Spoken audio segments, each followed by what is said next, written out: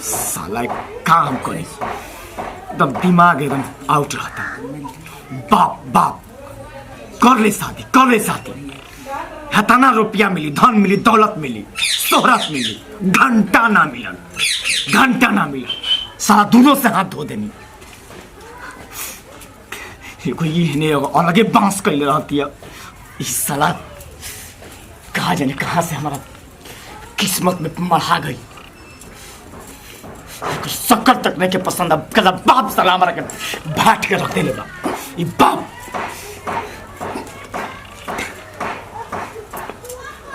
Hello रोक ना रे का औंजले रहता रे। ये तो अपने माथा हमार चखरिया ही रहता आ तू एगो औंजले रहता रे। हमें का करी मर जाई तो शांत रहो ना। उपाय लगाओ तेनू मार औंजले रहता नहीं खर्चा। रुक यार बात समझ यार। हम खुद टेंशन में बानी यार, खुद टेंशन में बानी। दीजा घर में सुतल रही कहाँ? तोरा से क्या मतलब है रे? तोरा क्या मतलब ओकरा से? वो पर सुतल तू ओकरा के बारे ते का पूछली से रे? हो गई ना। हाँ ठीक बा मिलिया बताई रख या तुम फोन का अब का हो गई आए खाली पानी है। हाँ ठीक बा रह दे। अरे बोल ना यार देख माथा मत सनगाओ।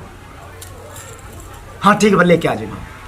केकरा के पैसा देबे को जी? चुप ना रे कब बीच में टोकेलिस रे?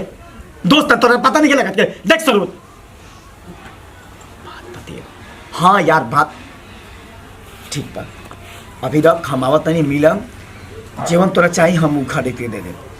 ठीक बा तू ले लिया चल रख। अच्छा अब तो बताएं केकरा के पैसा देबे को का भइल बाटे? केकरा का खरीद के देबे? मालिक हवे हमार मालिक हवे ना। हिसाब लेबे। अरे ना जी अगर वो दिक्कत हो के और वो लगे पैसा ना हुई तो कोनो बात ना। हमरा लगे कुछ पैसा बाटे तो हम रोक दे तनी। चल ज्यादा जताऊ मत कि आपन है। ठीक बा शांत रहो। अरे वो काहे ऐसे बोले नहीं जी? हमेशा देखो तब कटा खनी बोलत रहे नहीं। वक्त आई तो वो बता दे। ठीक बा अभी तू अपन जाई के काम कर और ज्यादा हमरा से प्यार मोहब्बत ज्यादा सटे मत कोशिश कर। मारा भी सट जी में अच्छा जाए खाना ले आएंगा? मैल पानी नहीं बड़े देखे के ना मछली पड़ोगी हमें ना लोकला क्या निकालेगी।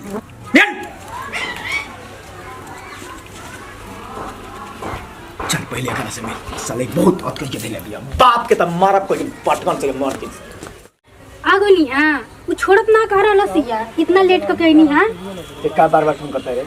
काहे ना कर माथा खुद हमरा पगला ही रहता नु देखत रह तू। अब माथा पगलाइल रहता टे अब जे भी उहे न बिया। सुन यार का सुनिया बात समझ तू का बात बना खुद टेंशन में रहता तोरा सामने ना। हां अब टेंशन ही ना होई। अरे तोरे सामने ना मजबूरी में शादी कर ली मजबूरी में शादी तोरा पता बना।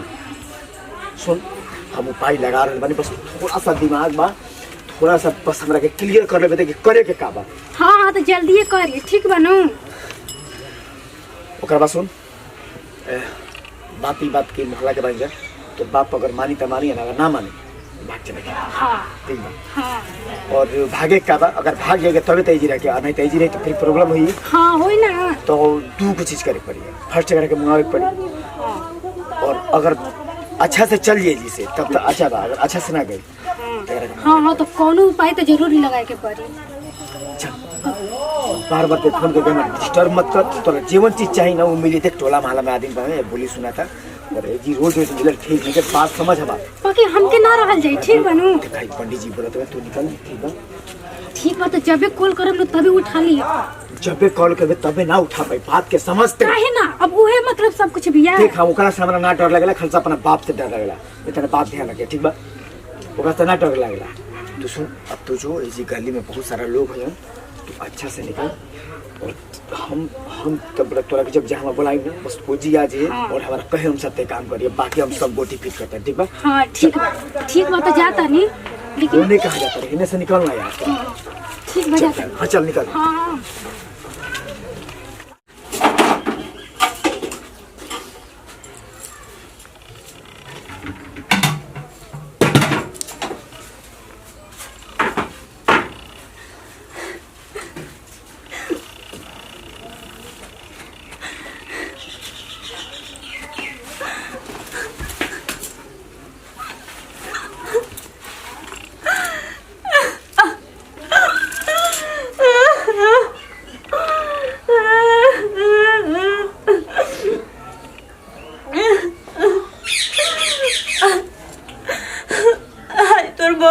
आवता माई।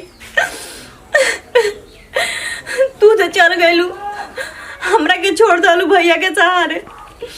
भैया भी वो घर में भेजल कि शायद एजा खुश रह, लेकिन एजी के हुए दुख बाटे। बस फर्क इतना बा, ओ जी भौजी देत रही और एजी हुए देता नहीं जेकरा सहारे हम आइल बनी।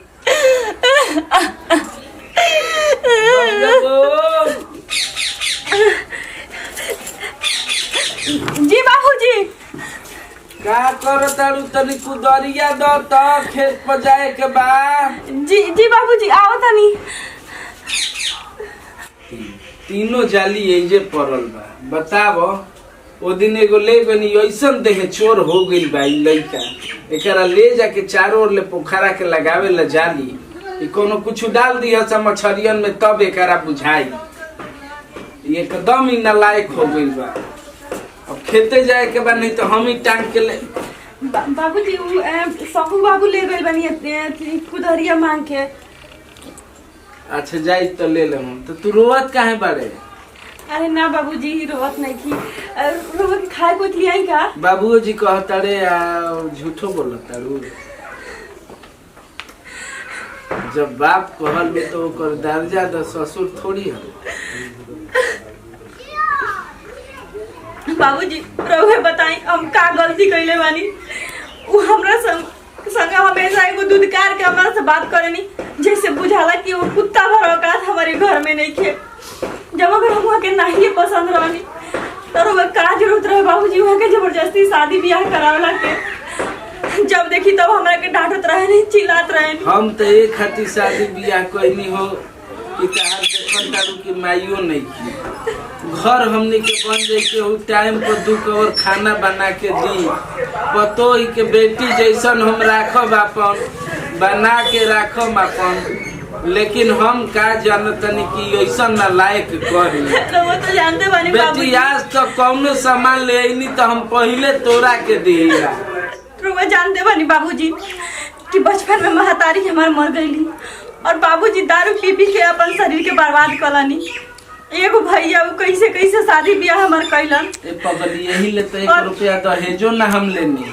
हम ये सब देख के आ चिंता जन मत कर। उ आवत आने नु तो उनका भेंट होता नु खेत पर भेज दिए उनका के खाद लेके सुधारब। आ समय के साथ बेटी दे अपन बाप के कहल मान। समय के साथ सब हालात स्थिति सब सुधर जाई, सब सुधर जाई बेटा। जन ले उआई दही चोरा नु तो कहिए कि जाके मनोरंजना पर ले खाद लेके आ झम से सांझी के चौपावा हम भगवतपुर चल जाई। ओनिए से ओनिए ठीक नु पैजामा कुर्ता अपन ले लेतानी आ चल जातानी भगवतपुर। काल आई हम बेटी आ तू कुछ वो करल बोली हम आई तो उनका के समझाई। हेलो हाँ प्रणाम भैया। हाँ भैया ठीक बानी। अरे ना सब ठीक बाटे। और वो कैसे बानी? अच्छा आ मौसी कैसा बड़ी? ठीक बड़ी नू? ठीक है घरे जाम तो भैया से बात कराएम ठीक नू? क्या बात करे? ए जी हमारे भैया हुआ दिन में तोर भैया बात भाई भतीज के ले कौन बाबूजी रे? वो गहनी है घर से बहरी। न्योता पे गइलन? न्योता पे जावेला गइलन? हाँ न्योता पे गहनी है 2 दिन बाद आए। ठीक है बात कर ले। कौन लानी खा के लिए क्या? ना बात करना। अरे ना पागल काहे तेरे संग नहीं बात कौन लानी बात कर पहले रो खा ली बाद में बतिया ले। अच्छा तू जा का हम अब तक बात करना का।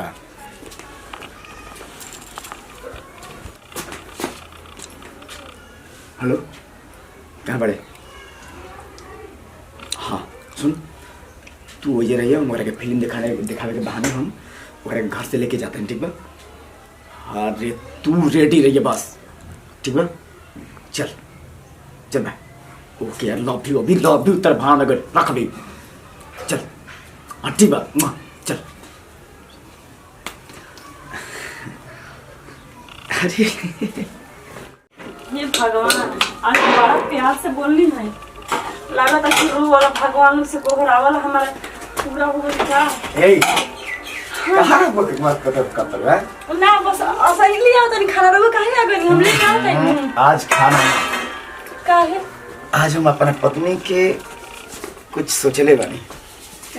का चीज आज सोचले बानी ना कि जीवन खुशी ना दे पावत रही अपना गुड़िया के आजू हम खुशी दे। पता बा आज हमारा समझ में आ गई कि तू कितना प्यार करे हमारा से।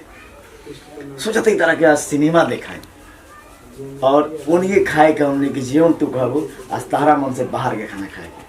ओके आज बाबूजी भी नहीं खान और अच्छा बढ़िया मौका बा उन्हीं के घूमे क्या चला और जल्दी तू तब मनी सब साड़ी उड़ी के ठीक कर लो और चल ऐसे तो अपनी के फिल्म में देखे जाएगा क्यों बार का मॉल में जाएगा तो चलो चलो जब अपनी के फिल्म देखे पीछे पलक पहन ले दी। हाँ जब पहन के आओ जल्दी आओ।